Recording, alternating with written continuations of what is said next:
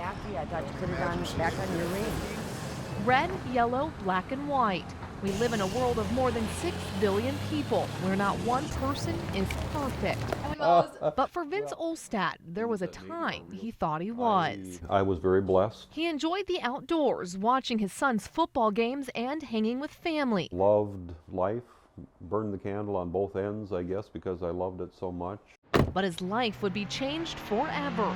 It was June 2nd of 2009. Olstad was involved in a car accident I was not able to see those headlights. that would leave him completely blind. The thought that His perfect world suddenly turned black. I would never ever see their face again. For 4 years, Olstad has lived in a world of darkness, joining 2 billion people in the world living with a disability. The person hasn't changed. The personality, the character, the feelings, the emotions, everything else about that person hasn't changed just because they're blind. It's a darkness that Vince says society sometimes only makes darker. I've decided to look through Vince's eyes for 24 hours to see what he sees.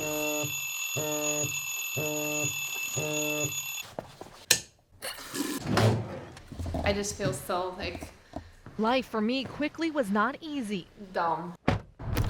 You don't take steps with confidence. No, From walking to my car to going into work. I feel like I can't do anything for myself. I can't answer a phone. I can't put makeup on. And I can't even find my way around. And I think that's what got me so emotional. I then decided to take a walk downtown. I see how much a person that can't see relies on this thing, because I wouldn't be able to get around right now at all without it. To hear a car's engine just inches away from me, what it feels like, heck yeah, it's nerve-wracking. 12 hours had passed and it was time to cook dinner.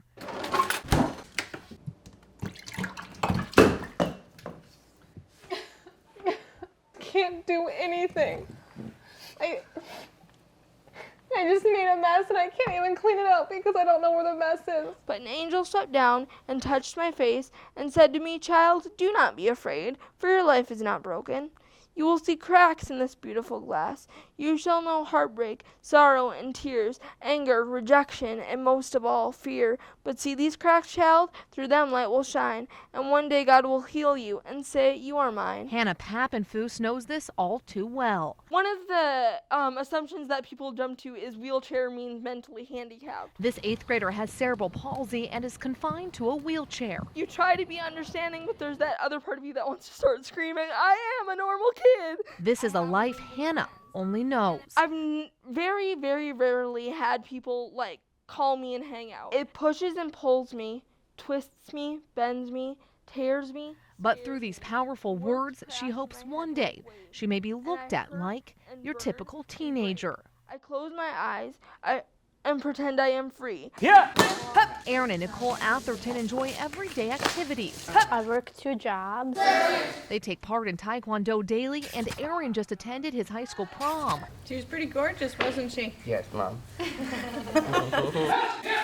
People with disabilities, we want to be treated the way that God treated us. We're glad you could make it today for the interview. So you can see how this becomes a tremendous avenue of communication. For you. For me and for people with visual impairments. I mean, this is for normal. The outside This world, is so. what you would call normal, sending an email, Oh, replying to an email. Yeah, it just issues its own light beam for dissecting the colors of an object. Do it on me.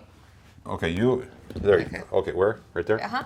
For Vince Olstad, Dark blue, deep blue. Is that Yeah. accurate? Maybe. Yeah. Maybe, okay. Yeah. Yeah. So there is nothing that can guarantee any one of us. he's living different in a normal world. Someday that might be us. And says it's time people just accept it. How would we want to be treated? How would we want people to receive us?